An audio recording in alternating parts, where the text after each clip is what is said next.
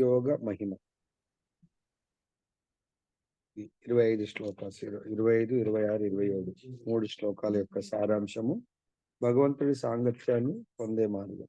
So భగవంతుడి సాంగత్యాన్ని పొందాలి అని ఎవరైతే అనుకుంటున్నారో ఈరోజు తప్పకుండా ఈ 3 శ్లోకాల సారాంశాన్ని వినండి. వింటే డెఫినెట్ గా భగవత్ సాంగత్యం పొందగలరు. 25వ శ్లోకం చాలా ఇంపార్టెంట్ శ్లోకం. ఇది రాసుకోండి, ఇంపార్టెంట్ అని చెప్పేసి.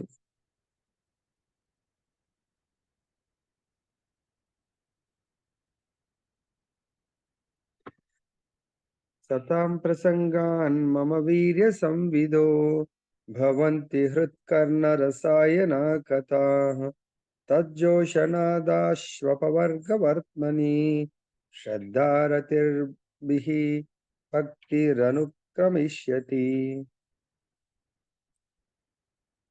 26వ శ్లోకం. భక్త్యా పుమాంజాత విరాగ ఐంద్రియాత్ దృష్టశ్రుతాన్మద్రచనానుచింతయా చిత్తస్య యతో గ్రహణే యోగయుక్తో యతిష్యతే రుజుభిర్యోగ మార్గై. 27వ శ్లోకం. అసేవయాయం ప్రకృతేర్గుణానాం జ్ఞానేన వైరాగ్య విజృంభితేన యోగేన మయ్యర్పితయా చ భక్త్యా మాం ప్రత్యాగాత్మనమిహ వరుందే. తాత్పర్యము భాష్యము శ్రీల ప్రభుపాదులు రచించారు. మమ జ్ఞానతిమిరాంధస్య జ్ఞానాంజనశలాకయా చక్షురున్మిలితం యేన తస్మై శ్రీ గురవే నమః. నమో ఓం విష్ణుపాదాయ కృష్ణ పృష్ఠాయ భూతలే శ్రీమతే భక్తి స్వరూప దామోదర స్వామినితి నామినే. నమస్తే సరస్వతీ దేవీం గౌరవాణి ప్రచారిణి నిర్విశేష శూన్యవాది పాశ్చాత్యాదేశతారిణి. జయ శ్రీకృష్ణ చైతన్య ప్రభు నిత్యానంద శ్రీ అద్వైత గదాధర శ్రీవాసది గౌరభక్త వృంద.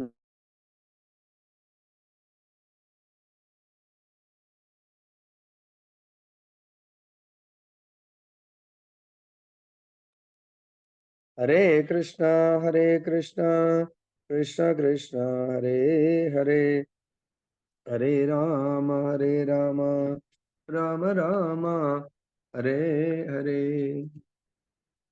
जय बोलो ग्रंथराज श्रीमद् भागवतम की जय. श्री श्री राधारमन लाल की जय. जगन्नाथ बलदेव सुभद्रा महारानी की जय. गौर निताय भगवान की जय. जगत गुरु श्री ప్రభుపాద की जय. श्री श्रीपाद गुरु महाराज की जय. సో ఈ రోజు మనకు భగవంతుడు కపిల భగవానుడు అందిస్తున్నటువంటి విశేషమైనటువంటి సారాంశం ఏంటంటే భగవంతుడి సాంగత్యాన్ని పొందే మార్గం. దీనికి భగవంతుడు శ్రీమద్ భాగవతంలో కూడా చెప్తున్నారు ఎలా సాంగత్యం ఇస్తారనేది. నాహం వసామి వైకుంఠే న యోగి హృదయ శివ మద్భక్త యత్ర గాయంతి తత్ర తిష్టామి నారద. సో నారద, నేను నా వైకుంఠంలో ఉండను, యోగుల హృదయాల్లో ఉండను. నా యొక్క శుద్ధ భక్తులు ఎక్కడైతే నా నామరూప గుణ లీలల కీర్తన చేస్తూ ఉంటారో అక్కడ నేను శ్రవణం చేయడానికి రెడీగా ఉంటాను అని చెప్పేసి చెప్పారు అంటూ. అంటే ఎక్కడైతే భగవంతుడి యొక్క కథామృతం నడుస్తుందో అక్కడ భగవంతుడు ఉంటాడు. సో ఆ కథా శ్రవణానందాన్ని పొందడానికి స్వయం భగవంతుడు విరాజమానంగా ఉంటాడు. కాబట్టి నిత్యము నిరంతరము శుద్ధ భక్తుల ముఖారవిందం నుంచి ఎప్పుడైతే భాగవత్ కథామృతం భగవంతుడి యొక్క నామామృతం వెలువడుతుందో అక్కడ భగవంతుడి యొక్క 100% ఉపస్థితి భగవంతుడు ఉంటాడు అని భగవంతుడు మాటిస్తున్నాడు. సో ఇంకా భగవత్ సాంగత్యము ముఖ్యంగా భక్తుల సాంగత్యం ద్వారానే, దట్టు శుద్ధ భక్తుల సాంగత్యం ద్వారా దొరుకుతుంది. దానికి ఎన్నో లీలలు ఉన్నాయి, ఈరోజు మనం చర్చిద్దాము. సో ఎవరైతే నిజంగా భగవంతుడి యొక్క ఈ జన్మలోనే ఈ శరీరంతో భగవంతుడి సాంగత్యం తీసుకోవాలి అనుకుంటే వాళ్ళు ఈ 3 శ్లోకాల ద్వారా మనం తెలుసుకుందాం. ఎక్కడైతే భగవంతుడు భక్తుడు ఉంటాడో అక్కడ ఎవరెవరు ఉంటారని భగవద్గీతలో చెప్పారు. ఏ శ్లోకంలో అది? సో అయితే ఈరోజు తాత్పర్యం భాష్యం శ్రీల ప్రభుపాద వారు రచించాడు. ఈ సారాంశాన్ని స్వయం కపిల భగవానుడు తన తల్లికి బోధిస్తున్నారు. తల్లి తన కుమారుణ్ణి ఆ స్వయం భగవంతుణ్ణి గురువులాగా స్వీకరించింది. ఎలా అయితే అర్జునుడు స్వయం కృష్ణ భగవానుని గురువులాగా స్వీకరించారో, అదేవిధంగా కుంతిమారని కుమారుడి నుంచి బోధనను స్వీకరిస్తుంది. అదేవిధంగా ఏ విధంగా అయితే ఉద్ధవుడు తన మిత్రుడు మరి బంధువు అయినటువంటి సేమ్ అర్జునుడు ఎలానో కృష్ణుడికి ఉద్ధవుడు కూడా అంతే, మిత్రుడు బంధువు. ఉద్ధవుడు కూడా భగవంతుడి నుంచి ఉపదేశాలు స్వీకరిస్తాడు.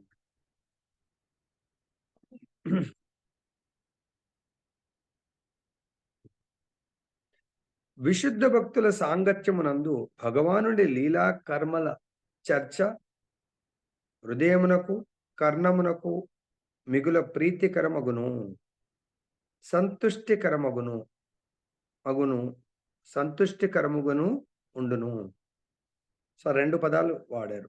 మనకందరికీ కూడా చాలా ఇష్టమైంది, సంతృప్తికరమైంది. అదే మనకు సంతృప్తిగా లేదనుకోని జీవితం ఫెడప్ అయిపోతుంది. ఏంటబ్బా ఈ జీవితం ఇట్లా ఉంది, నరకంలాగా ఉంది, అసలు ఏం జీవించాలని లేదనుకుంటారు. ఇష్టంగా ఉండాల జీవితము, సంతృప్తికరంగా ఉండాల. ఈ 2 మనకి ఎప్పుడు దొరుకుతాయి? భగవంతుడి యొక్క విశుద్ధ భక్తుల సాంగత్యంలో. విశుద్ధ భక్తుల సాంగత్యాన్ని ఎలా గుర్తించవచ్చు మనము?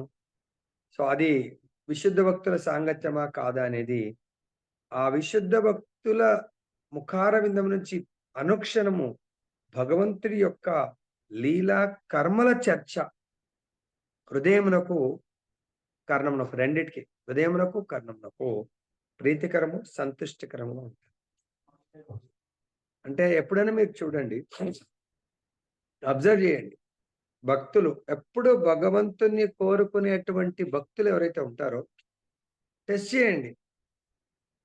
కొంచెం సేపు ఏదన్నా భౌతికంగా వచ్చినా ఆ భౌతికంలో కూడా మళ్ళీ భగవంతుడిని ఇన్వాల్వ్ చేస్తారు, భగవంతుని తీసుకొస్తారు. అబ్జర్వ్ చేయండి. అది విశుద్ధ భక్తుల సాంగత్యంలో మనకు తెలియకుండానే మన హృదయము వినడం వల్ల చెవులకు చాలా ఆనందం వస్తుంది. ఆ విషయం హృదయంలోకి వెళ్ళడం వల్ల పరమానందం, చాలా సంతృప్తిగా ఉంటుంది. మనకు మనసు బాలేదు, టెన్షన్ ఉంది. అప్పుడు ఆ టెన్షన్ని దూరం చేసే వాళ్ళు ఎవరు? మనస్సుకు ఆనందాన్ని ఇచ్చేవాళ్ళు భగవంతుడు, భగవంతుడి యొక్క శుద్ధ భక్తులు. కాబట్టి ఎప్పుడన్నా మనం కూడా ఎన్నో భౌతిక ప్రపంచంలో మనం జీవిస్తా ఉన్నాం. ఎన్నో రకాల పరిస్థితులలో మనము జీవితాన్ని గడపాల్సి వస్తుంది. అటువంటప్పుడు కొన్ని దుఃఖపూరితమైనటువంటి సంఘటనలు, సన్నివేశాలు ఉండొచ్చు. దాని నుంచి బయటపడడానికి దయచేసి రిక్వెస్ట్ ఏంటంటే భక్తుల సాంగత్యం తీసుకోండి. Either offline or online. At least phone అన్నా చేసి వాళ్ళతో మాట్లాడండి భగవంతుడి గురించి ఏదన్నా. అప్పుడు మన మనసు తెలియకుండానే అది ఆ దుఃఖపూరితమైనటువంటి, కల్లోలపూరితమైనటువంటి మనస్సు శాంత స్థితికి ప్రమోట్ అవుతుంది. దేనివల్ల? ఆయన ఏదో ఓం భీం ఫట్ అనడు. కేవలం మన సిట్యుయేషన్‌కు తగ్గటువంటిది కొన్ని ఏమన్నా భగవంతుడు ఆ శుద్ధ భక్తుడి ద్వారా, భక్తుల ద్వారా మనల్ని ఓదార్చగలుగుతాడు. అట్టి జ్ఞానాభ్యాసం ద్వారా మనుషుడు క్రమముగా ముక్తి పథమున పురోగమించును. జ్ఞాన అభ్యాసము భక్తుల ద్వారా మనకు ఏం జరుగుతుందంటే ప్రతిరోజు భగవంతుడి యొక్క దివ్య జ్ఞానము అభ్యాసం జరుగుతుంది. నిన్న భాగవతం యొక్క సారాంశం ఏంటి? భౌతిక క్లేశములచే ఎవరు శిక్షింపబడతారు? ఎవరైతే భగవంతుడికి దూరంగా ఉంటారో, మాయకు దగ్గరగా ఉంటారు. మాయ అంటే ఈ భౌతికమైనటువంటి భోగాలను అనుభవించడానికి ఫెసిలిటీస్ ఇస్తుంది మాయ. అంటే ఈ దేహాన్ని ఎవరైతే ఇచ్చారో భౌతిక ప్రకృతి, ఈ దేహము అతి ప్రియమైంది ప్రకృతికి, మాయకు. ఆత్మ భగవంతుడికి సంబంధించింది. అఫ్‌కోర్స్ ఈ శక్తి కూడా భగవంతుడినే, కానీ ఆత్మ డైరెక్ట్ భగవంతుడికి సంబంధించింది. కాబట్టి భగవంతుడు ఈ ఆత్మకు ఆనందాన్ని ఇస్తాడు. భౌతిక ప్రకృతి దేహానికి ఆనందం ఇస్తుంది. మనం అనుకుంటున్నాం దేహానికి ఆనందం, కానీ అది మనకు భౌతిక ప్రకృతి మళ్ళీ మళ్ళీ మనకు దేహాలను ఇవ్వాలనుకుంటుంది. భగవంతుడు అంటున్నాడు, అలా నువ్వు ఎన్ని సార్లు దేహాలు తీసుకుంటే మనకేమొస్తది? ఎన్ని సార్లు దేహాలు తీసుకుంటే భౌతిక క్లేశాలు అన్ని సార్లు వస్తాయా? దేహం తీసుకోవడం అంటే జన్మ తీసుకోవడం. దేహం కొత్త శరీరం తీసుకోవడం. కొత్త శరీరం తీసుకున్నప్పుడు ఇంకేమేమి వస్తాయి దాంతో పాటు? మృత్యు వస్తుంది. ముసలితనం వస్తుంది. వ్యాధులొస్తాయి. ఇప్పుడు ఆల్రెడీ మనం చూస్తున్నాం. జన్మ తీసుకున్నప్పుడు ఎంత కష్టమో తెలీదు గానీ, వ్యాధులు, రోగాలు మనకి ఎంత ఆహ్, బాధని కలిగిస్తుంది మనందరికి తెలుసు. అదేవిధంగా ముసలితనము ఎవరు కోరుకోరు, కానీ భరింపరానిది. కాబట్టి దయచేసి గుర్తుపెట్టుకోండి. భౌతిక క్లేశాలు మనని దుఃఖాన్నిస్తాయి, శిక్షిస్తాయి. అదే ఈ భౌతిక క్లేశాల నుంచి రక్షింపబడాలంటే కేవలం చాలా సులభ మార్గము. శుద్ధ భక్తుల సాంగత్యముతో భగవత్ సాంగత్యం దొరుకుతుంది. అది తీసుకోండి. దానికేం డబ్బులు ఖర్చు కావు. దానికి పెద్ద మనకు నష్టమైంది ఏం లేదు, కష్టమైంది లేదు. అర్థమైందా? కానీ మనకి ఇదే లాస్ట్ జన్మగా మనము చెక్ పెట్టొచ్చు. దాన్ని డిసైడ్ జేయొచ్చు. ఏం చెప్తున్నాడు? అట్టి అభ్యాసము శుద్ధ భక్తుల యొక్క సాంగత్యంలో నిత్య నిరంతరము భగవంతుడి యొక్క దివ్యమైనటువంటి భాగవత జ్ఞానము, భగవద్గీత జ్ఞానం ద్వారా మనుజుడు క్రమముగా ముక్తి పథమున పురోగమిస్తాడు. ముక్తి పథమున ముందడికి వెళ్తాడు తప్ప ఇంకా వెనకంజ వేయడు. ఆ పిదప అతడు ముక్తుడై వాటి ఎడ అతని ఆకర్షణ సుస్థిరమగును. అలా ముందుకు వెళ్ళే జ్ఞానము, వైరాగ్యము ద్వారాతో భగవంతుడి భక్తియుక్త సేవ ఎవరైతే చేస్తారో, అలా మనము పురోభివృద్ధి చెందిన తర్వాత ఇంకా అటువంటి స్థితిలో భక్తులకు భగవంతుడి పట్ల ఆకర్షణ పెరిగిపోయి, అది చాలా స్టేబుల్ సిట్యుయేషన్‌కి ఉంటది. ఇంకా అది దాన్నేమంటారు? ఫ్లికరింగ్ ఉండదు, చంచలత్వం ఉండదు. ఆ స్థితిలో ఉన్న వాళ్ళని ఎవ్వడు కూడా కదిలించలేరు. తదనంతరమే నిజమగు భక్తియుత సేవ ఆరంభము. ఆ స్థితిలో భక్తి మరియు భక్తియుత సేవ ఆరంభమవుతుంది. మరి మనం అనుకుంటున్నాం, నేను చాలా సేవ చేస్తున్నా ప్రభుజీ, చాలా సేవ చేస్తున్నాను. అంటే మన సేవ ఇంకా చంచలత్వంతో కూడుకున్న సేవ. ఫుల్ 100% విశ్వాసంతో కూడుకున్న సేవ గాదు. మన సేవ ఎప్పుడు భగవంతుడి పట్ల సంపూర్ణ ఆకర్షణ కలిగినప్పుడు, ఆ స్థితిలో సపోజ్ ఎగ్జాంపుల్ మంగళారతి అనేది నేను చేయవలసిందే. గాలెట్లనో అంటే ఆ స్థితిని ఏమంటారు? నిష్ఠ. అర్థమైందా? రుచి, ఆసక్తి ఓకే. అవి తర్వాత వస్తా ఉంటాయనుకోండి. వాటి ఏడ అతని ఆకర్షణ స్థిరమవ్వాల. మంగళారతి పట్ల స్థిరమవ్వాల. 16 మాలలు యెస్. ప్రేమతో తర్వాత జేస్తాం. బట్ 16 మాలలు నేను చేయవలసిందే. ఇప్పుడు గురువుగారు నియమం పెట్టిర్రు. Okay. Let me do before Bhagavatam. At least కుదరలేదు 10 లోపల. Let me get up at 4:00 must. అంటే ఒక నియమం పెట్టుకున్నప్పుడు స్థిరపడుతుంది. ఆ భగవంతుడి పట్ల ఆకర్షణ, మంగళారతి పట్ల ఆకర్షణ, భగవంతుడికి నైవేద్యం పెట్టడం పట్ల ఆకర్షణ, భగవంతుడికి అలంకారం చేయడం పట్ల ఆకర్షణ, భగవంతుడికి ఆరతి చేయడం పట్ల ఆకర్షణ, భగవంతుడికి నెయ్యి దీపం ముట్టించడం పట్ల ఆకర్షణ, భగవంతుడికి డ్రెస్సింగ్ చేయడం పట్ల ఆకర్షణ, భక్తుల యొక్క సాంగత్యం తీసుకోవడం పట్ల ఆకర్షణ. గురువుగారి ద్వారా మనము కథా అమృతాన్ని ఈ కర్ణములు ఈరోజు క్లాస్ వినలేదంటే ఈరోజు అవి ఇంకా పని చేయకూడదు. అరే! ఈరోజు ఇదేదో ఉంది.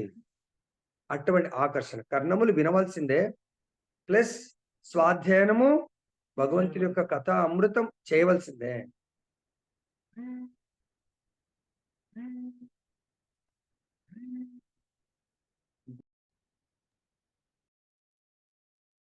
అంటే దీనికి ఏమంటారంటే, ఆ స్థితిలో ముక్తి పథం మనందరం అదే ప్రయాణం ప్రారంభించాము. కానీ ఇంక భక్తి ప్రారంభం కాలేదంటున్నాడు భగవంతుడు. కపిల భగవానుడు. భక్తి ఎప్పుడు ప్రారంభమవుతది? ముక్తుడై అంటే ఈ భౌతిక ఆకర్షణ పట్ల ముక్తుడవ్వటమన్నట్టు. భౌతిక భోగాల పట్ల, భౌతిక విషయ వాంఛల పట్ల ముక్తుడై వాటి ఏడ అతని ఆకర్షణ సుస్థిరమగును. అంటే దేని పట్ల ఆకర్షణ? భగవంతుడి పట్ల, భగవంతుడి యొక్క సేవ పట్ల. అప్పుడు నిజమగు భక్తియుక్త సేవ ఆరంభమవుతుంది. ఏమన్నా ఉండని, ఎంత మనని డీవియేట్ చేయాలనుకున్నా కూడా ఈ ప్రపంచంలో ఎవరు కూడా మనని డీవియేట్ చేయకూడదు. ఆ స్థితికి మనము ప్రమోట్ అవ్వాలి. నెక్స్ట్ భాష్యం. కృష్ణ భక్తి భావన యందు మరియు భక్తియుత సేవ యందు పురోగమించు విధానము ఇక్కడ వర్ణింపబడింది. దాని యందు మొదట విషయం ఏమనగా, కృష్ణ భక్తి భావితులై భక్తి యోగమునందు నెలకొనిన వారి సాంగత్యమును మనుజుడు కోరవలెను. అంటే భగవత్ సాంగత్యానికి 1, 2, 3 ఇలా పెట్టుకోండి మీరు. దీంట్లో చాలా కపిల భగవానుడు మనకు ఫార్ములాస్ లాగా మనకు చెప్పడం జరిగింది. అర్థమైందా? సపోజ్ దీన్ని ఈ చాప్టర్ని ఏమంటారో మరి నాకు. ఇప్పుడు a+b² తర్వాత a-b² ఆల్జీబ్రా దాన్ని ఏమంటారు? సపోజ్ ఏబిసిడి నీకు రావనుకో, నువ్వు ఆ సబ్జెక్ట్ తెలుగులో బ్రహ్మాండంగా తెలుగు పాండిత్యమో సంస్కృత పాండిత్యమో ఉన్నది. ఓకే, సో నీకు ఈ ఆల్జీబ్రా ఎలా చేస్తుంది? At least you must know ABC. ఆ ఈ ఉందనుకో, ఆ ఈతో ఇవి చేయగలుగుతావా? సో కాబట్టి బేసిక్ అవి యూ మస్ట్ నో దట్. అలానే సో అప్పుడు నీకు భగవంతుడి యొక్క సాంగత్యం పొందాలంటే, సో మనం అందరం కూడా ఇవన్నీ కూడా ఈక్వేషన్స్ అనుకోండి, ఇవన్నీ ఫార్ములాస్ మనము నేర్చుకోవాలి. 1, 2, 3, 4. అలాగే ఇక్కడ భగవంతుడు మొదటిది చెప్తున్నారు, భక్తి యోగమునందు నెలకొనిన వారి సాంగత్యమును మనుజుడు కోరవలను. ఏది కావాలనుకుంటున్న వాళ్ళు? కృష్ణ భక్తిలో నెలకొని ఉండాలనుకునే వాళ్ళు ఖచ్చితంగా ఫస్ట్ అండ్ ఫార్మోస్ట్, ప్రభుజీ నేను అక్కడ పోతా, ఇక్కడ పోతా, అక్కడ పోతాగా రెగ్యులర్ గా మనకు కృష్ణ భక్తుల యొక్క సాంగత్యం వల్లనే భక్తి యోగం నందు పురోగతి దొరుకుతుంది. నెక్స్ట్, అట్టి సాంగత్యం లేకుండా అతడు పురోగమింపజాలడు. ఇది కపిల భగవానుడు చెప్తున్నాడు. లేదు ప్రభుజీ నేను మా ఇంట్లో బ్రహ్మాండంగా చేస్తున్నాను, అది మీ జస్ట్ సెల్ఫ్ సాటిస్ఫాక్షన్ తప్ప నిజమైన పురోగతి ఉండదు అని చెప్తున్నాడు. అర్థమైందా? నిన్న కూడా ఒక ఎగ్జాంపుల్ చెప్పినట్టుగా, గూగుల్ పేమెంట్ కాదు, ఏదో యాప్, ఫేక్ యాప్ తీసిండు, అది చూపెడితే ట్రాన్స్ఫర్ మీ బ్యాంకు నుంచి వాళ్ళ బ్యాంకు ట్రాన్స్ఫర్ కాలేదు. అలానే మనం చేస్తున్నాము, కానీ అది ఎక్కువ కాలము నిలబడదు, అది సుస్థిరం కాదు, దాంట్లో ముందుకు వెళ్ళలేము. మనము కేవలం సిద్ధాంతపర జ్ఞానము లేదా విద్య ద్వారా ఎవరును గణనీయమగు పురోగతిని పడేయజాలరు. చూసారా? సిద్ధాంతపర జ్ఞానము లేదా విద్య ద్వారా అంటే గణనీయం అంటే కావాల్సినంత ఆ ప్రోగ్రెస్ అనేది జరగదు. ఏదో మనం చేస్తూ ఉంటాం సెంటిమెంట్ గా, ఓకే నో ప్రాబ్లం, దానివల్ల ఎక్కువ పురోగతి ఉండదు అని చెప్తున్నాం. మనకు చాలాసార్లు చెప్తారు ఆచార్యుడు, భగవంతుడి యొక్క సేవ చాలా ముఖ్యమైనది, భగవత్ సేవ కంటే భక్తుల సేవ చాలా గొప్పది అని శివుడు పార్వతితో చెప్పడం జరిగింది. పార్వతి అడుగుతుంది, ఎవరి ఆరాధన గొప్పది? ఏ శ్లోకం అది? విష్ణు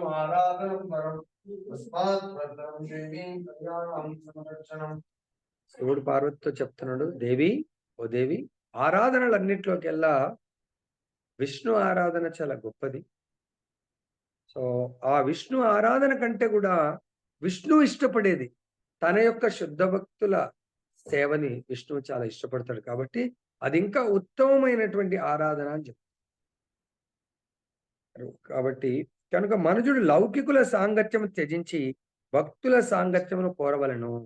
నెక్స్ట్, లౌకికుల సాంగత్యము, భక్తుల సాంగత్యం. ఇక్కడ అంటే మీరు ఎగ్జాంపుల్స్ వింటూ, సపోజ్ పెళ్లి ఉంది, భక్తుల సాంగత్యం, భక్తుల పెళ్లి ఉంటుంది, అభక్తుల పెళ్లి ఉంటుంది. అభక్తుల పెళ్లిలో ఎలా ఉంటది? మొత్తం తామసిక్ రాజసిక్ వాతావరణం ఉంటది. అక్కడ కూడా సాంగ్స్ పెడతారు, డిస్కో డాన్సులు పెడతారు, ఇంకేదో డాన్సులు పెడతారు, ఇంకేదో అది తీన్మార్ లాగా వాళ్ళు కూడా ఏమంటారు, అమ్మాయిని అబ్బాయిని ఎదుర్కోలేదే ఉంటది. సో పెళ్లి మంటపానికి తీసుకొస్తా ఉంటారు. ఇవాళ రేపు రాజు రాణిలాగా తీసుకొస్తున్నారు. ఎలాంటి మ్యూజిక్ ఉంటది? చాలా ఈ బాడీని డిస్కో డాన్స్ చేపించే మ్యూజిక్ ఉంటది.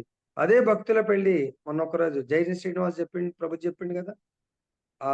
'రామోజీలో' కంప్లీట్‌గా అదొక అసలు 'రామోజీ ఫిల్మ్ స్టూడియో' లాగా కనబడదది. సినిమా స్టూడియో లాగా. అది చూస్తే ఇదేమన్నా భగవంతుడి యొక్క మందిరమా? లేకపోతే భగవంతుడి యొక్క ఏదన్నా కాలనీ, బృందావన్ కాలనీ లాగా ఉంటా ఉంటది. ఎక్కడ చూసినా గూడా భగవంతుడి చిత్రపటాలు, భగవంతుడి యొక్క మ్యూజిక్కు, భగవంతుడు ఆ విధంగా వచ్చిన ప్రతి ఒక్కళ్ళకి కూడా తిలకం పెట్టేయటము. అరే! ఇది ఏమన్నా వైకుంఠ సభలో జరుగుతుందా ఇది అని జెప్పేసి మనకు అనిపిస్తా ఉంటదన్నట్టు. అర్థమైందా? Just marriage. అది గూడా మ్యారేజే. వేరే లౌకికుల పెళ్లి గూడా. లౌకికుల పెళ్లి అంతా గూడా కంప్లీట్‌గా తామసిక్. ఈవెన్ అరేంజ్‌మెంట్స్ అక్కడ దాన్ని మ్యూజిక్ వాతావరణము, ఫుడ్ వాతావరణము, ఎంట్రన్స్ దగ్గర నుంచి గూడా కంప్లీట్‌గా ఆహ్, లౌకికం అంటే వాళ్ళ యొక్క గొప్పదనాన్ని, వాళ్ళ యొక్క ధనాన్ని, వాళ్ళ పోస్ట్‌ని చూయించుకోవడానికి ఉంటది తప్ప, అక్కడ భగవత్ వాతావరణం ఏమీ ఉండదు. అదే పెళ్ళే. భక్తుల పెళ్ళి అనుకోండి. ఎంట్రన్స్ నుంచి చూసినా కొద్దీ, అరే! మనం ఏదో మందిరానికొస్తున్నామా అనే ఫీలింగ్ వస్తా ఉంటదన్నమాట. కంప్లీట్‌గా భగవంతుడి యొక్క నామస్మరణ, కీర్తన జరుగుతా ఉంటది. పెళ్లి. అదే మన దృష్టిలో అశుభం అనుకోండి. ఎవరైనా చనిపోయారు. ఆ చనిపోయిన దానికి కూడా ఎటువంటి మ్యూజిక్ పెడతారు ధిన్ ధాన్ మొత్తం అక్కడ పైసల్ని ఇట్లా ఎగరేస్తా ఉంటారు. ఆ! తీన్మార్‌లాగా డాన్స్ చేపిస్తూ. అదే మన భక్తుల ఇళ్ళలో ఎవరైనా చనిపోయారనుకోండి. ఎలా తీసుకెళ్తారు? ఇలాంటి ఎగ్జాంపుల్స్ గుర్తుపెట్టుకోండి. నాకు తెలియదు, నాకు తెలుస్తదా కాదు. మనం వింటున్నాము, మనం చూస్తున్నాము. భక్తుల పెళ్లి, అభక్తుల పెళ్లి, భక్తుల మృత్యువు, అభక్తుల మృత్యువు. భక్తుల మృత్యువులో ఎలా జరుగుతది? ఎవరైనా అటెండ్ చేసిర్రా? భక్తులు చనిపోయినప్పుడు? ఏమంటారు రజవల్ల మాతాజీ? ఎలా జరుగుతది? భక్తులది? హరే ఉన్నారా? కృష్ణ. హరే కృష్ణ గురూజీ. కీర్తనలు జరుగుతాయి గురూజీ. నేనెళ్ళాను. వెళ్ళిండ్రా?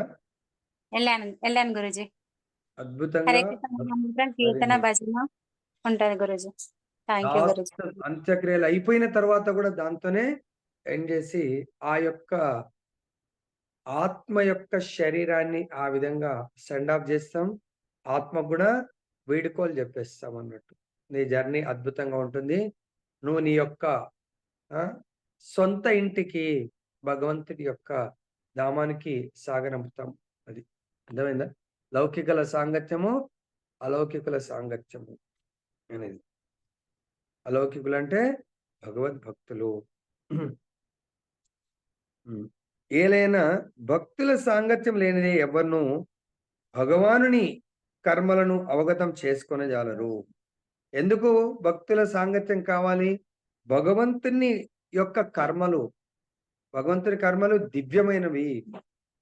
భగవంతుని యొక్క లీలలను కేవలము భక్తుల సాంగత్యములో మాత్రమే అర్థం చేసుకోగలరు. సాధారణంగా జనులు పరతత్వపు నిరాకార లక్ష్యంనే ఎరిగి ఉందురు. భక్తుల సాంగత్యము ఎరుపని కారణమున పరతత్వము రూప సహితుడని, కర్మలను కలిగి ఉన్నాడని వారు ఎరగజాలరు. ఇది చాలా జటిలమైన విషయం. పరతత్వపు రూప లక్షణ అవగాహన లేనిదే భక్తి అను పదానికి అర్థమే ఉండదు. ఏదో నిరాకారణకు సేవను లేదా భక్తిని చేయజాలము. సేవనొనర్చునది రూప సహితుడైన వానికే భగవత్ కర్మలు వర్ణితమయ్యుండు. శ్రీమద్ భాగవతమును గాని, ఇతర వేదవాంగ్మయమును గాని పఠించినప్పుడు భక్తి రహితులు భక్తి విషయమును ప్రశంసింపజాలరు.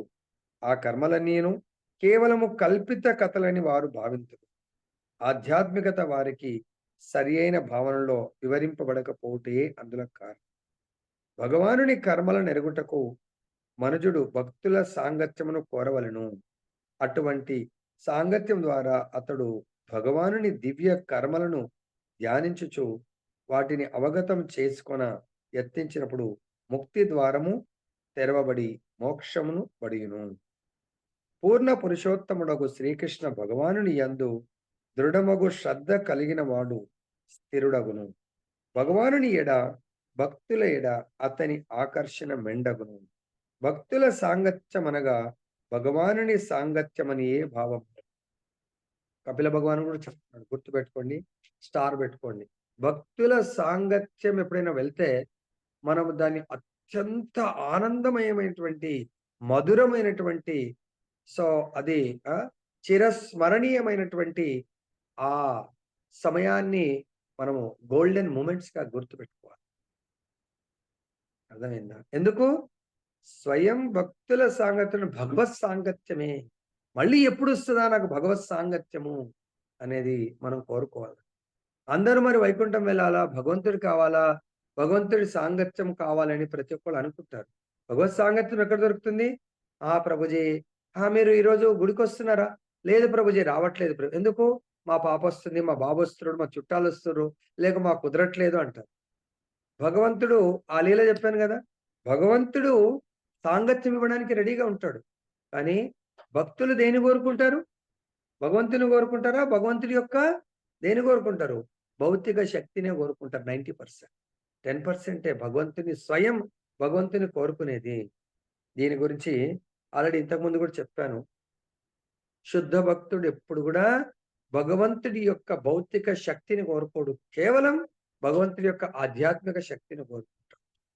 ఒక భక్తుడు చాలా భగవంతుడి గురించి తీవ్ర తపస్సు చేస్తాడు.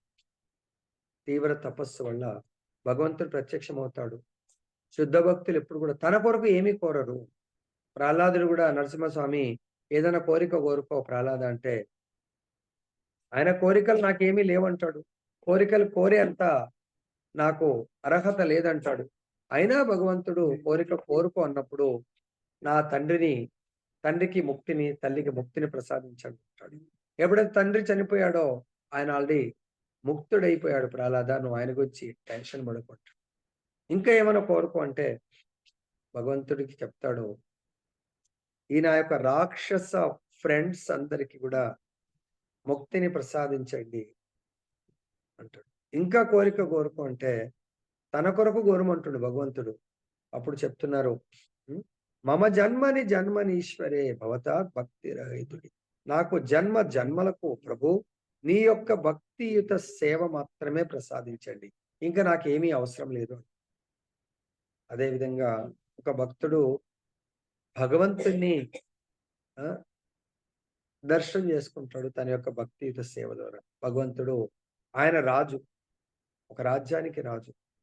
కోరిక కోరుకో రాజా అంటే ఆయన అంటున్నాడు, రాజు తన సొంత ఫ్యామిలీ భార్య బిడ్డల్ని కాదు, రాజ్యంలో ఉన్న ప్రతి ప్రజానికాన్ని తన కన్న బిడ్డలుగా ఆయన భావిస్తూ ఉంటాడు రాజు.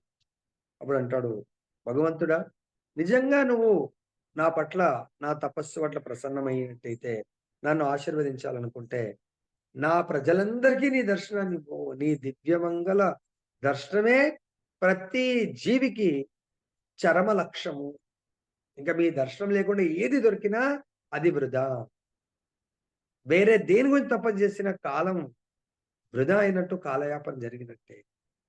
భగవంతుడు అంటాడు, నీకు దొరికింది కానీ మిగతా వాళ్ళందరికీ దర్శనం చేసుకోవడం చాలా కష్టం అంటాడు. లేదు ప్రభు, మీరు తెలుసుకుంటే కష్టం ఉంది, మీరు ఇవ్వండి.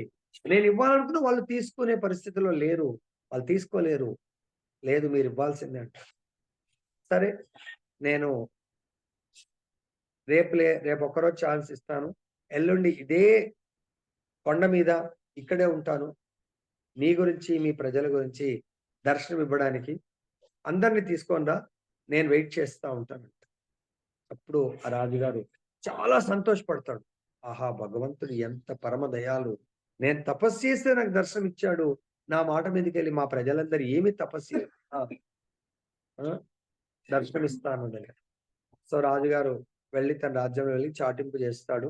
ప్రతి ఒక్కరికి భగవంతుడి దర్శనం ఇవ్వాలనుకుంటున్నాడు, ప్రతి ఒక్కరు రండి నాతో పాటు.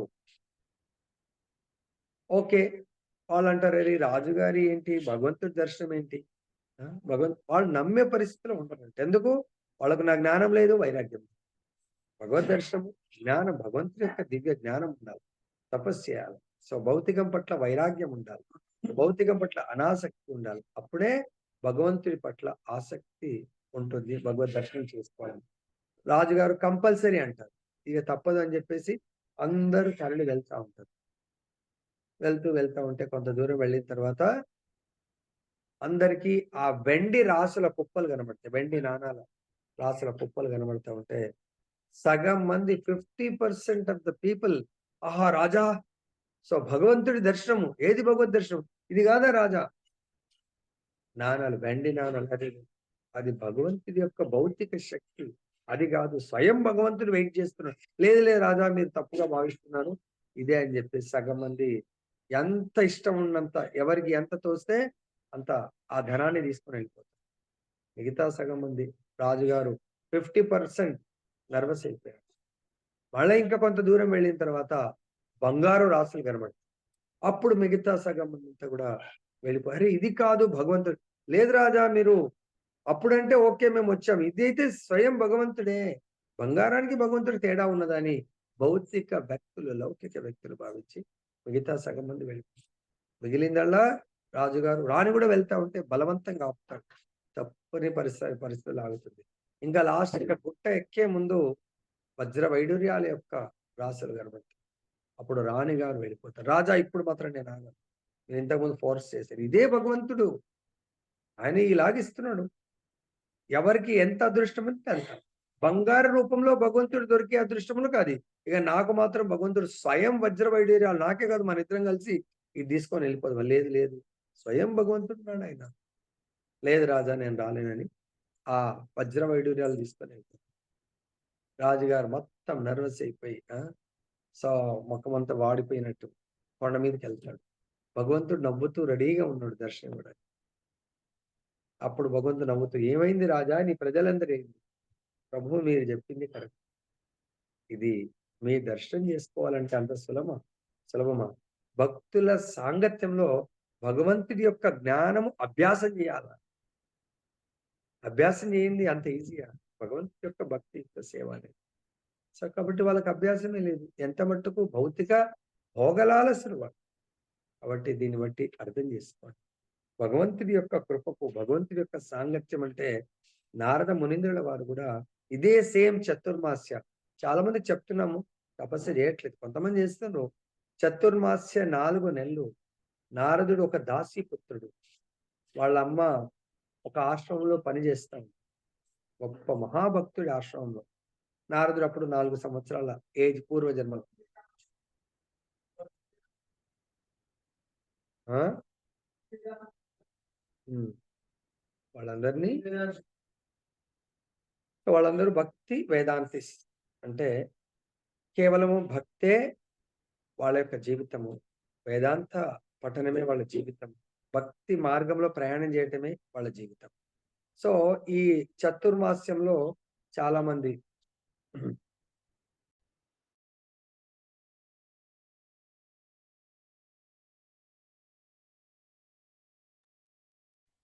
సో కాబట్టి చాలా మంది ఏం చేస్తారంటే ఇయర్ అంతా ట్రావెల్ చేస్తూ గొప్ప గొప్ప భక్తులు ఒక ఆశ్రమం చతుర్మాస్యం వచ్చిందంటే ఇంకా ఆ 4 నెలలు ట్రావెల్ చేయరు. ఒక ఆశ్రమంలో ఉండిపోతారు. అలా నారదుడు వాళ్ళు ఎక్కడైతే వాళ్ళ అమ్మ సేవ చేస్తుందో చాలా మంది వచ్చి అక్కడ ఆశ్రమంలో ఉండిపోతారు. సో అప్పుడు సంతుల సేవ, సాధు సంతుల సేవ జరుగుతా ఉంటుంది. ఏం జరుగుతుంటది అక్కడ? నిత్యం భగవంతుడి యొక్క నామరూప గుణ లీలల యొక్క భగవంతుడి యొక్క కర్మలు, దివ్య లీలల యొక్క చర్చ జరుగుతూ ఉంటుంది. ఆ చర్చ తర్వాత వాళ్ళందరికీ ప్రసాద వితరణ జరుగుతుంది. నారదుడు చాలా చిన్నవాడు. వాళ్ళ అమ్మ పని చేస్తా ఉంటది కాబట్టి ఆ వంటకి హెల్ప్ చేస్తా ఉంటుంది. లేకుంటే ఆ క్లీనింగ్ చేస్తా ఉంటుంది. ఆ ప్లేట్లన్నీ తీయటము. సో నారదుడు చాలా చిన్నోడు కాబట్టి చాలా మంచి మంచి వంటలు చేస్తా ఉంటారు. వాళ్ళు తినంగా మిగిలిన ఆ ఉచ్చిష్టాన్ని నారదుడు ప్రసాదం తీసుకుంటా ఉంటాడు. చిన్న చిన్న చేతులతో వాళ్ళకు కూడా సేవ చేస్తా ఉంటాడు. సో ఈ మధ్యలోనే వాళ్ళ అమ్మ చనిపోతుంది. అప్పుడు వాళ్ళ అమ్మ నారదుడు అటు వెళ్తే రెస్ట్రిక్షన్, ఇటు వెళ్తే రెస్ట్రిక్షన్. సో అమ్మ చనిపోయిన తర్వాత నారదుడు, వాహ్! నేనిప్పుడు సాధు సంతులతో ఇంక వెళ్ళిపోవచ్చు నేను అని జెప్పేసి చాలా ఫ్రీగా అయిపోయాను అని అనుకుంటాడు. ఆ 4 నెలల తర్వాత వాళ్ళతో పాటు వెళ్తూ వాళ్ళ సాంగత్యం తీసుకొని నారదుడు ఆ జన్మ ఒకే దాసీపుత్రుడు. ఒకే జన్మలో ఎంత గొప్ప ఫలితం తెచ్చుకున్నాడంటే నెక్స్ట్ లైఫ్‌లో నారద జన్మ భగవంతుడు ప్రసాదించాడు. నారద జన్మ అంటే మహాజనుల్లో మహాజనుడు, ఉత్తమోత్తమైనటువంటి భక్తుడి జన్మ వచ్చింది. కేవలము ఉత్తమ భక్తుల యొక్క సాంగత్యం వల్ల. కాబట్టి దయచేసి దీన్ని అర్థం చేసుకోండి. భక్తుల సాంగత్యం గురించి మనం పరితపించాలండి నెక్స్ట్ శ్లోకం. ఆ విధంగా భక్తుల సాంగత్యంలో ఎరుకతో భక్తి యోగమునందు నియుక్తుడై భగవత్ కర్మలనే నిరంతరము చింతించుట ద్వారా మనుజుడు ఇహపర సౌఖ్యములందు అరుచిని పడియును. ఇది మనందరికి కూడా ఎక్స్పీరియన్స్ ఉంది. 2 స్కందాలు అయిపోయినాయి. 3వ స్కందంలో కూడా మొదటి భాగం అయిపోయింది. మొదటి స్కందం నుంచి అటెండ్ చేస్తున్న వాళ్ళ స్థితి, ఆ మొదటి రోజు లేకుంటే మొదటి స్కందంలో ఉన్నప్పుడు, ఈ రోజు ఎలా ఉన్నారు? భగవద్గీత మొట్టమొదటిసారి విన్నప్పుడు ఎలా ఉంది? ఇది 4వసారి వింటున్న వాళ్ళ యొక్క రుచి భగవంతుడి పట్ల, భగవంతుడి యొక్క దివ్య కర్మల పట్ల అంతెందుకు, మన కృష్ణ లీలల బుక్ చదివిన మొదటి రోజు, ఈ రోజు 14, 15 అధ్యాయాలు అయిపోయినాయి. ఈ రోజు భగవంతుడి యొక్క దివ్యమైనటువంటి కర్మల గురించి మనందరికీ ఎటువంటి స్థితిలో ఉన్నాము అనేది మనందరికీ తెలుసు. కాబట్టి నిత్యము నిరంతరము భగవంతుడి యొక్క దివ్య కర్మలను చింతించడం వల్ల మనకేం లాభం జరుగుతుంది అంటున్నాడు? ఇహపర సుఖములు, ఈ దేహంతో ఈ లోకములో సుఖము, పరలోకంలో సుఖము గ్యారంటీ అని. సపోజ్ ఎగ్జాంపుల్, మనకు జిఆర్ఈ టోఫెల్ ఎగ్జామ్ ఏదో రాస్తారు. రాసిన తర్వాత మంచి ర్యాంక్ వచ్చింది. ఆన్లైనే, మనం వెళ్ళి అక్కడ చేయలే, ఆన్లైన్లో రాసాము, అప్లై చేసి మంచి ర్యాంక్ వచ్చింది, అప్లై చేసుకున్నాము. అమెరికాలో పెద్ద కాలేజీలో విత్ స్కాలర్షిప్ మనకు సీట్ వచ్చింది. అప్పుడు అక్కడ ఆనందంతో అక్కడ వెళ్ళొచ్చు. ఇక్కడ ఉన్నప్పుడు చాలా మంచి కాలేజీలో చదివాము, ప్రిపేర్ అయ్యాము. సో సీట్ అక్కడ, ఎగ్జామ్ మంచి ఎగ్జామ్ టఫ్ ఎగ్జామ్, కానీ బాగా ప్రిపేర్ అయ్యాం కాబట్టి ఏమైంది మనకు? ఎగ్జామ్ బాగా ప్రిపేర్ అయ్యాము, వండర్ఫుల్ రిజల్ట్ వచ్చింది, మంచి కాలేజ్ సీట్ వచ్చింది. ఆనందంగా ఉంటుందా, దుఃఖం ఉంటుందా? అదే భగవంతుడు చెప్తున్నాడు. అంటే మనం ఇక్కడ ఎగ్జామ్ ప్రిపేర్ అవ్వడం అంటే నిత్యము నిరంతరము భగవంతుడి యొక్క నామరూప గుణ లీలలు, దివ్య కర్మలను ఎవరైతే స్మరిస్తూ ఉంటారో, చింతన చేస్తూ ఉంటారో, వాళ్ళ ఈ లోకంలో అంటే మీరు నామం చేయండి, మంత్రం చేస్తే మనసు ఆహ్లాదకరంగా ఉంటుంది. భగవంతుడి ఫస్టే చెప్పిండ్రు, భగవంతుడి యొక్క దివ్య కర్మల యొక్క శ్రవణము, ఈ యొక్క కర్ణములకు ఆనందం ఉంటుంది, హృదయానికి ఆనందం ఉంటుంది, మనస్సుకు ఆనందం ఉంటుంది. ఈ లోకంలో ఈ శరీరంలో ఈ ఇంద్రియాలన్నీ ఆనందంగా ఉంటాయి. ఈ శరీరాన్ని వదిలేసినప్పుడు పరలోకం అంటే దివ్యలోకం, వైకుంఠ లోకంలో పరమానందాన్ని పొందడానికి మనకు అర్హత వస్తుంది. ఈ భక్తి యోగ విధానమే సులభతరమగు యోగ పద్ధతి. యోగాలన్నిట్లోకెల్లా అష్టాంగ యోగ, కర్మయోగ, జ్ఞాన యోగ, ఇవన్నీ అన్ని యోగాల్లోకెల్లా భక్తి యోగ విధానం చాలా సులభమైంది. సపోజ్ ఇదే మీరు ధ్యాన యోగ చేయాలనుకోని ఇంట్లో వంట చేసుకుంటూ ధ్యాన యోగం చేయొచ్చా? చేయలేరు. జ్ఞాన యోగ చేయాలనుకో, గురువుగారు ఆశ్రమం పోయి గురువుగారి దగ్గర కూర్చుండి, గురుకులానికి వెళ్ళి అక్కడ కంప్లీట్ గా డెడికేటెడ్ గా ఉండి నేర్చుకోవాల్సి వస్తుంది. కానీ భక్తి యోగం ఎంత సరళంగా, సులభంగా చేయగలుగుతున్నాం మనము. భక్తి యోగ పథమునందు నిజముగా నెలకొని ఉన్నప్పుడు మనుజుడు మనస్సుని నియంత్రింపగలుగును. ప్రభుజీ, నా మనసు ఎప్పుడు టెన్షన్గా ఉంది, నా మనసు ఎప్పుడు మనసు బాగుండట్లేదు అని మనం అనుకుంటా ఉంటాం. ఈ మనస్సుని సపోజ్ మనకు కొన్నిసార్ల పూర్వకాలం ఎడ్ల బండ్లు ఉండేవి, గుర్రాల యొక్క రథం ఉందనుకోండి, అరే ఈ గుర్రం నాకు మాట వినట్లేదు అనుకుంటాం. ఆ గుర్రాన్ని కంట్రోల్ చేయాలి, లేకుంటే ఏనుగు ఉంటది, ఏనుగుని కంట్రోల్ చేయాలంటే ఆ పర్ఫెక్ట్ మాస్టర్ మాత్రం దాన్ని కంట్రోల్ చేయగలుగుతాడు. అదేవిధంగా మన యొక్క ఈ మనస్సుని కంట్రోల్ చేసేవాడు ఆ భగవంతుడు. ఎందుకు? సపోజ్ ఒక కారు ఉంది, ఆ కారు మన మాట వినట్లేదు. ఆ కారు మాట వినట్లేదంటే దాంట్లో ఉన్న పనిముట్లన్నీ లూజ్ అయిపోయాయి, అది బ్రేక్ చక్కగా పడట్లేదు, స్టీరింగ్ నా మాట వినట్లేదు. ఎవరి మాట వింటుంది? ఎక్స్‌పర్ట్ మెకానిక్ మాట వింటుంది. అదేవిధంగా ఈ దేహాల యొక్క అమరిక, దేహాల్లో ఆత్మని భగవంతుడు ఇంట్రడ్యూస్ చేస్తాడు. కాబట్టి ఈ దేహంలో ఉన్న ప్రతి ఇంద్రియము భగవంతుడి యొక్క కంట్రోల్‌లో ఉంటుంది. కాబట్టి భగవంతుడికి ఒక పేరేంటి? ఇంద్రియాలన్నీ గూడా భగవంతుడి కంట్రోల్‌లో ఉంటాయి. ఋషికేశ్. అదే విధంగా ఈ ఇంద్రియాలకు భగవంతుడు ఆనందాన్నిస్తాడు. ఏ రూపంలో? ఏ పేరు? ఇంద్రియాలకు ఆనందాన్నిచ్చేటువంటి భగవంతుడు కాబట్టి భగవంతుని ఏమని పిలుస్తారు? గోవిందుడు, గోవింద. నిజంగా మీకు మీ మనస్సుకు ఆనందం కావాలంటే ఆ? భగవంతుడు రిషికేశుడు. ఋషికేశుడు అంటే ఇంద్రియాలను కంట్రోల్ చేసేవాడు. ఋషికేశుడు ఎప్పుడు కంట్రోల్ అవుతాయి? ఈ ఇంద్రియాలు భగవంతుడి సేవలో నియుక్తం అవ్వాలా? అప్పుడు ఆ భగవంతుడు ప్రతి ఇంద్రియానికి ఆనందాన్ని ఇస్తాడు. అదే విధంగా గోవిందుడు. గో అంటే ఇంద్రియాలు, ఇంద అంటే ఆనందం. ఈ ఇంద్రియాలకు ఆనందాన్ని ఇచ్చేవాడు, ఇంద్రియాలని నియంత్రించేవాడు ఋషికేశుడు, ఇంద్రియాలకు ఆనందాన్ని ఇచ్చేవాడు గోవిందుడు. తర్వాత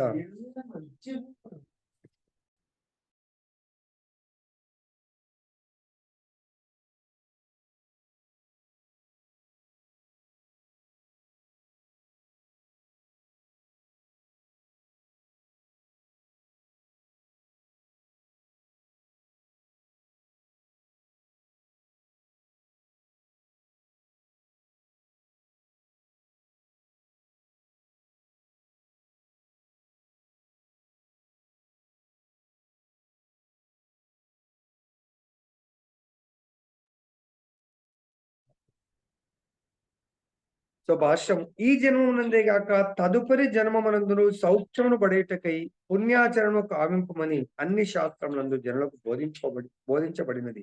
ఉదాహరణకు పుణ్యకర్మల ద్వారా మనుజుడు నిక్కముగా స్వర్గలోకమును కేగునని చెప్పబడింది. కానీ భక్తుల సాంగత్యమునందున్న భక్తుడు మాత్రము భగవత్ కర్మలను అనగా అతడు ఈ విశ్వమును ఏ విధంగా సృష్టించెను, ఏ విధంగా దీనిని పోషించును, ఏ విధంగా విశ్వము లయించిపోవును, భగవద్ధామమున భగవద్ లీలలు ఏ విధంగా చుండుననడి విషయమును ధ్యానించుటనే కోరును. ఈ భగవత్ కర్మలను వర్ణించు గ్రంథములు ఎన్నో కలవు. వానిలో ముఖ్యమైనవి భగవద్గీత, బ్రహ్మ సంహిత, శ్రీమద్ భాగవతం అనునవి. భక్తుల సాంగత్యమును పొందు శ్రద్ధావంతులకు భక్తుడు ఆ భగవద్ లీలల విషయమును వినుటకు, ధ్యానించుటకు అవకాశమును బడియును. దాని ఫలితం ఏమనగా అతడు మర్త్యలోకపు, స్వర్గలోకపు నామమాత్ర సౌఖ్యం పట్ల ఆరుచిని పొందును. అనగా భక్తులు కేవలము భగవానుని సాన్నిధ్యమును బడుటి అందే అభిరుచిని కలిగి ఉండి తాత్కాలిక మగు నామమాత్ర సౌఖ్యమునిడ ఆకర్షణ కోల్పోవదురు. యోగయుక్తుడైన వాని స్థితి ఇదియే. యోగయుక్తుడు అంటే భక్తి యోగంలో నెలకొని ఉండాలి, భక్తి యోగంలో స్థిరుడవి ఉండాలి. ఈ జన్మ, ఈ మానవ దేహము కేవలము భగవంతుడి యొక్క భక్తియుక్త సేవ కొరకే ప్రసాదింపబడ్డది అని ఎవరైతే దృఢంగా విశ్వసిస్తారో వాళ్ళ రుచి అంతా కూడా భక్తుల సాంగత్యంలో భగవంతుణ్ణి సేవించడం పైననే ఉంటుంది. భక్తుల సాంగత్యంలో భగవంతుని సేవించడం అంటే భగవంతుని యొక్క నామరూప గుణలీలల శ్రవణము, భగవంతుడి యొక్క నామరూప గుణాల కీర్తనము, భగవంతుడి యొక్క అర్చనము, భగవద్భక్తుల యొక్క సేవనము, ఇలా ఎన్నో రకాలుగా భక్తులకు ప్రసాదం వడ్డించడము, భగవంతుడి యొక్క భక్తులకు వివిధ రకాల ఏర్పాట్లు చేయడము.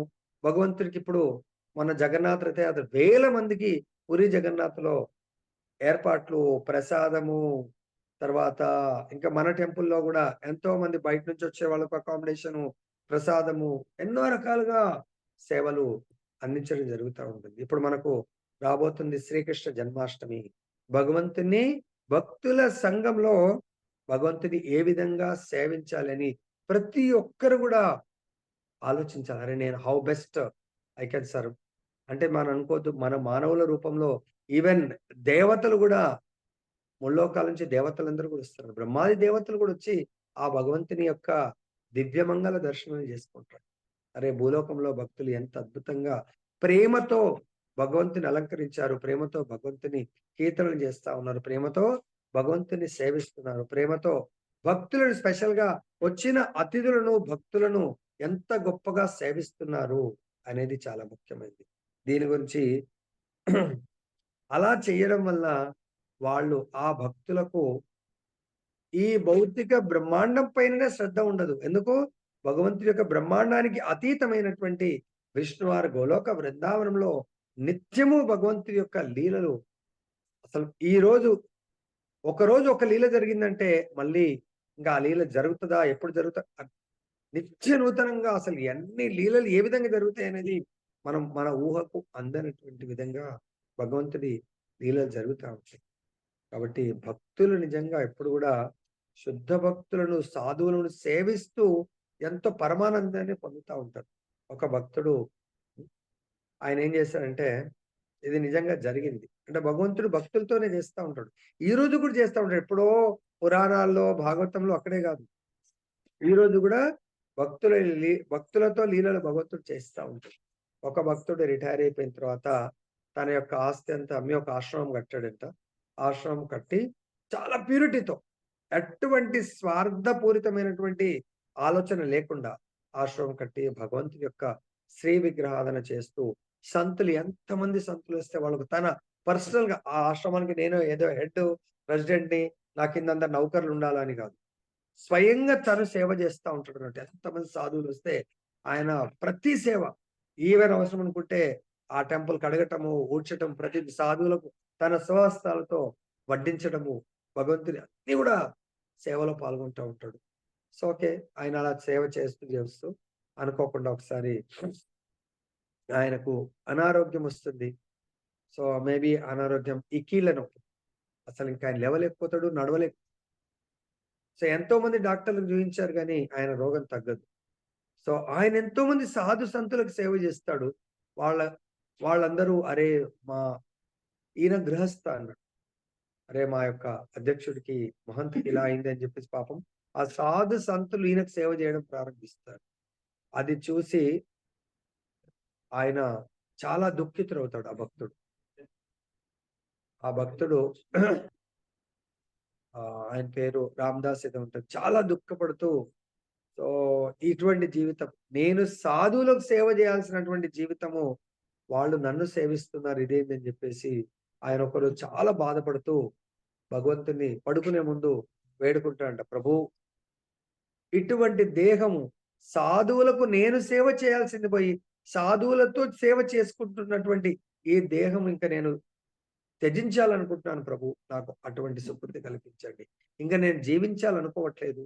సాధువులకు సేవ చేయనటువంటి జీవితం ఒక జీవితమా? ఒక దేహము, నేను అటువంటి దేహాన్ని నేను ఇంకా ధరించడం ఎందుకు? సాధువులకు సేవ చేయని దేహమే అది వేస్ట్ ఉన్నప్పుడు సాధువులతో ఉల్టా నేను సేవ తీసుకుంటున్నటువంటి దేహం ఇంకా నాకొద్దు ప్రభు, నేను ఆ దేహాన్ని వదిలేయాలనుకుంటాను అని చాలా కంటతడి పెట్టుకొని ఏడుస్తూ పడుకుంటాడు ఆయన. భగవంతుడు ఎంత పరమ దయాలు. ఆ పడుకొని నిద్రలో ఇలా వెళ్ళిపోయిండో లేదో, ఆ కలలో భగవంతుడే స్వయంగా ఒక సాధు రూపంలో, మహాత్ముడు రూపంలో వచ్చి ఈయనకు అడుగుతాడు, ఏ రామదాస్ అని చెప్పి లేపితే లేచి, ప్రభు నాకు చనిపోవాలని ఉందంటే ఇంకొకసారి అలా అనకు, చనిపోవడం అనేది ఆ కోరికని మర్చిపోను. ఎందుకు చనిపోవాలనుకుంటున్నావు అంటే, సాధువులకు సేవ చేయనటువంటి దేహం ఎందుకు, ఇంకా ఆ దేహాన్ని త్యజించడం బెటర్. అటువంటి సాధువులు ఈ దేహాన్ని సేవిస్తున్నారు, నాకొద్దు. మరి ఏదన్నా వైద్యం చేయించుకుంటే అన్ని రకాలుగా వైద్యం చేయించాము, ఇంకా నాకు శక్తి లేదు, స్తోమత లేదు, ఇంకా నేను ఈ దేహాన్ని వదిలేస్తాను అంటాడు. అప్పుడు భగవంతుడు అంటే ఆయన కోరిక, నేను శుద్ధ భక్తులని, సాధువులను సేవించకుండా నేను జీవించలేను. అటువంటి సాధువులతో సేవ అనేది నేను ఊహించలేకపోతున్నాను.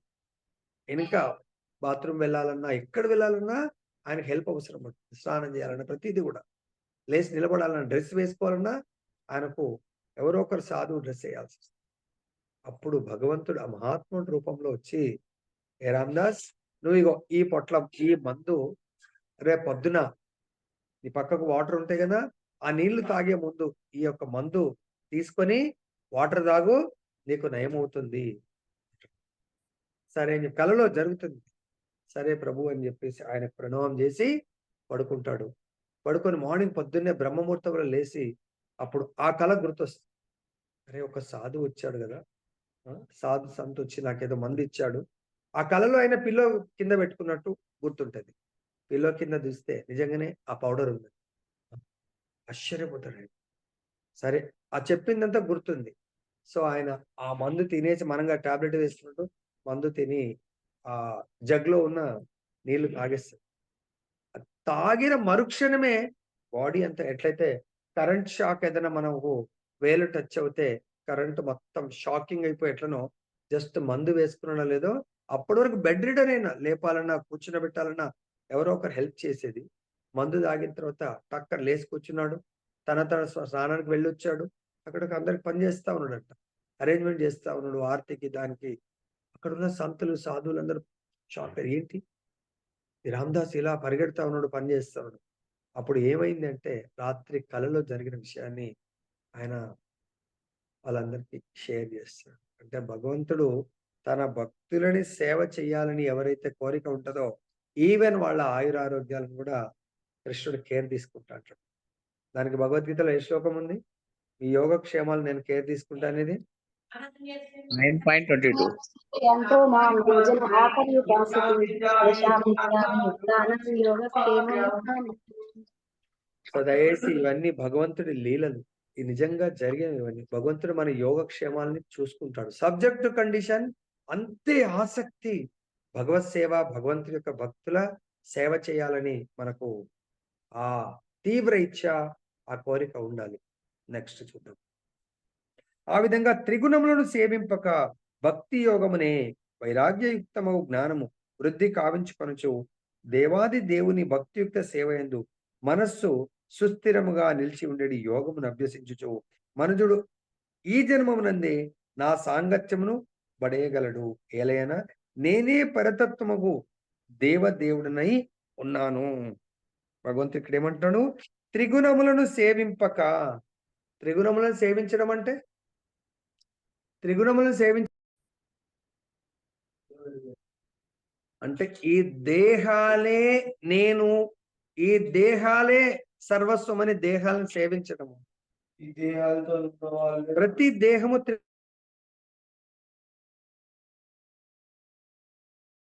త్రిగుణాలతో కూడుకున్నది కాబట్టి త్రిగుణాలను సేవింపక భక్తి యోగముననే.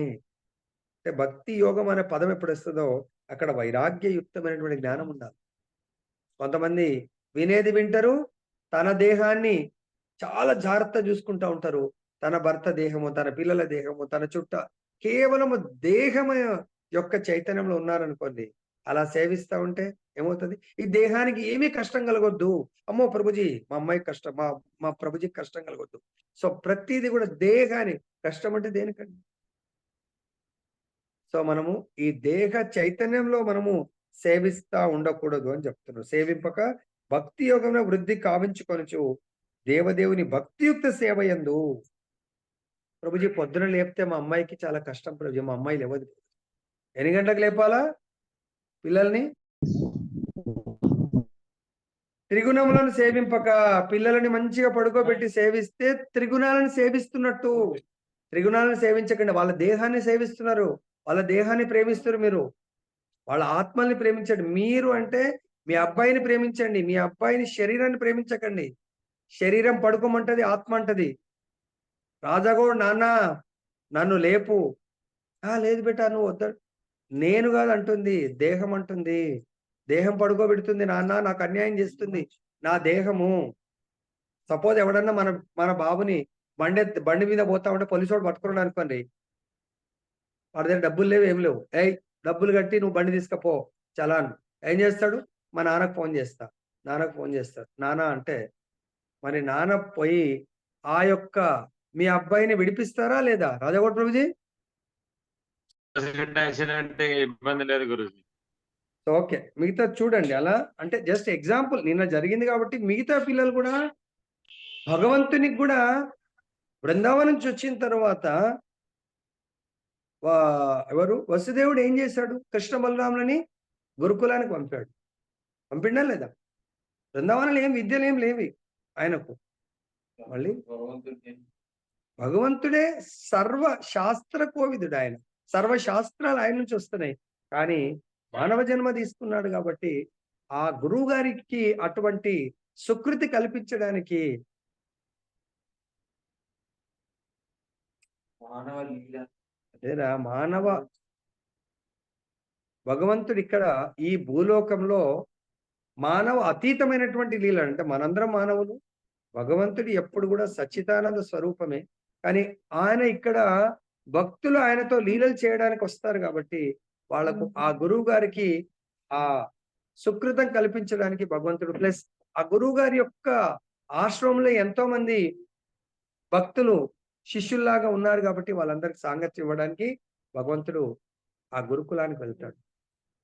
అది ఎందుకు, మనలాంటి వాళ్ళు నేర్చుకోవడానికి, అరే మన పిల్లల్ని కూడా పంపించాలి అని చెప్పడానికి. చూడండి నెక్స్ట్.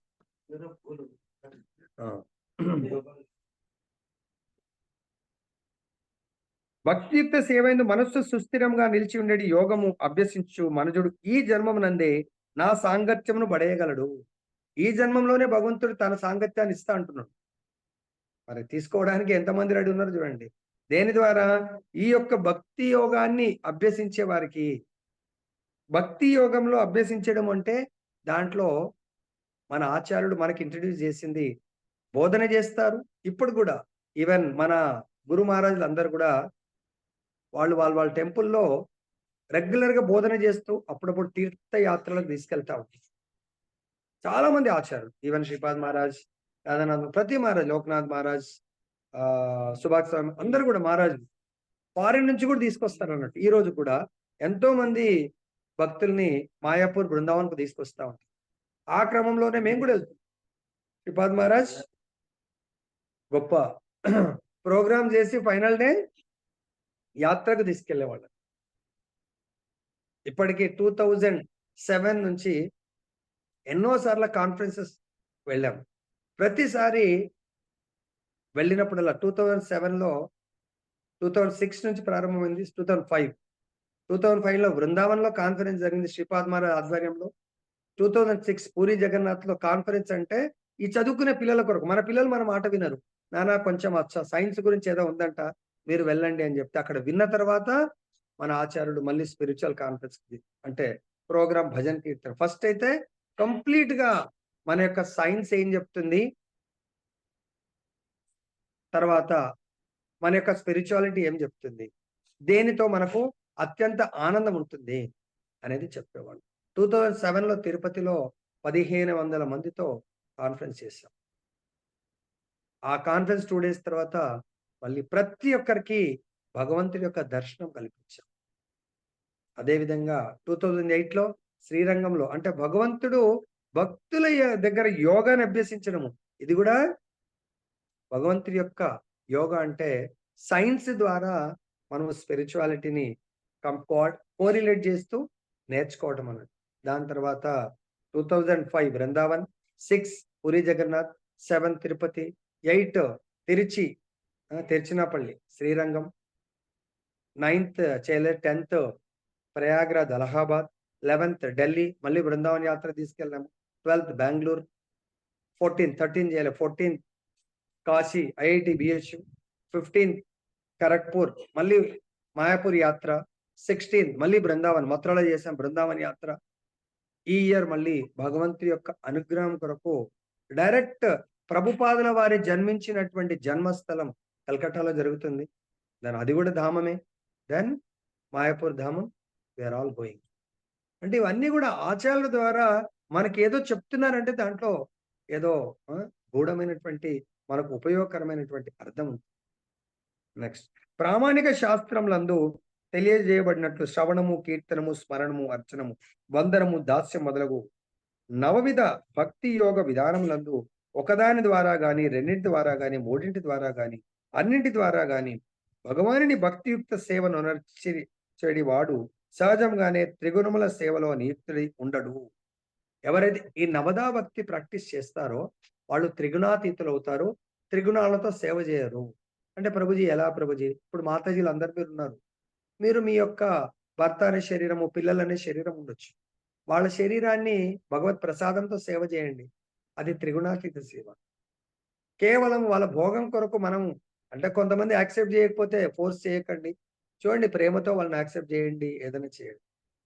కేవలం వాళ్ళ దేహాన్ని చాలా జాగ్రత్తగా మా అబ్బాయి చాలా డెలికేట్ అది ఇది అని చూశారనుకోండి, వాళ్ళ శరీరాన్ని కాపాడుతారు కానీ ఆత్మని మాత్రం కాపాడట్లేదు.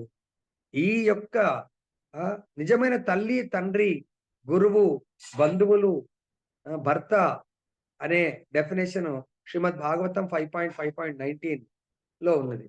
నమో చేయద్యః సముపేత మృత్యుం. సో ఈ మృత్యు సంసార సాగరం నుంచి గురున్న సస్య స్వజనోన సస్య పితాన సస్య జననీన సస్య దైవంన సస్య పతిశ్చ నా తస్య.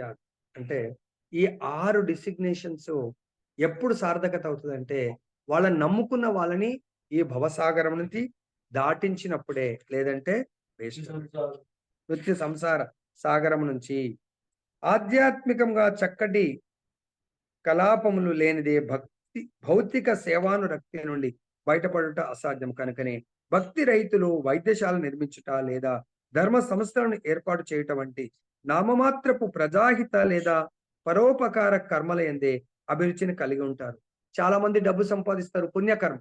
వాళ్ళు పాస్ట్ లైఫ్ లో చాలా మంచి కర్మ చేసి ఉంటారు, వాళ్ళకి డబ్బులు వస్తాయి. ఏ బిజినెస్ చేసినా, లేకుంటే చదువు వల్ల మంచి జాబులు రావచ్చు, మంచి ప్యాకేజ్ రావచ్చు, చాలా మంచి ప్యాకేజ్ వస్తుంది.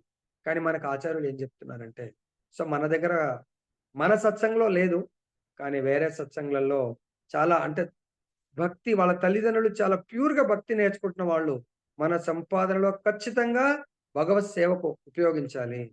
స్పెషల్గా ఈ పుణే వాళ్ళు చాలా మంచి ఇంట్రడ్యూస్ చేశారు.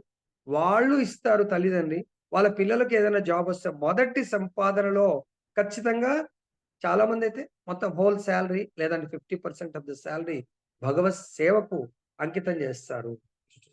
First salary at least. మిగతా దాంట్లో మంత్లీ వాళ్ళు ఏం చేస్తున్నారంటే ఈఎంఐ లాగా మంత్లీ టెంపుల్ కు ప్రభుజీ నాకు ఇంత ఈ మంత్ వరకు నేను 0, నెక్స్ట్ మంత్ జాబ్ వచ్చింది నాకు 0, అంటే నేను తల్లిదండ్రి మీద పాకెట్ మనీ డిపెండ్ అయిన వాడిని. నెక్స్ట్ మంత్ నుంచి ఒకేసారి నాకు 50,000 సంపాదన, 500 సంపాదన కూడా లేనప్పుడు 500కు పాకెట్ మనీ తల్లిదండ్రి మీద డిపెండ్ 50,000 వస్తున్నప్పుడు లెట్ మీ కాంట్రిబ్యూట్ ఈఎంఐ. నేను ఎంతో రుణపడి ఉన్నాను భగవంతుడికి, మరి ఆ రుణాన్ని తీర్చుకోవడానికి so monthly contribution let me serve Krishna. ఆ సిస్టమ్ ఆల్రెడీ చాలా టెంపుల్స్ లో ఉంది. అట్లీస్ట్ మనకు అది లేకున్నా కూడా ఫెస్టివల్స్ అప్పుడు భగవంతుడి యొక్క దివ్యమంగళ రూపాన్ని, ఆ లీలలను అందరికీ చాటి చెప్పేటువంటి ఫెస్టివల్స్ కన్నా మనందరం కలిసి చెయ్యాలనే భావన ఉండాలి.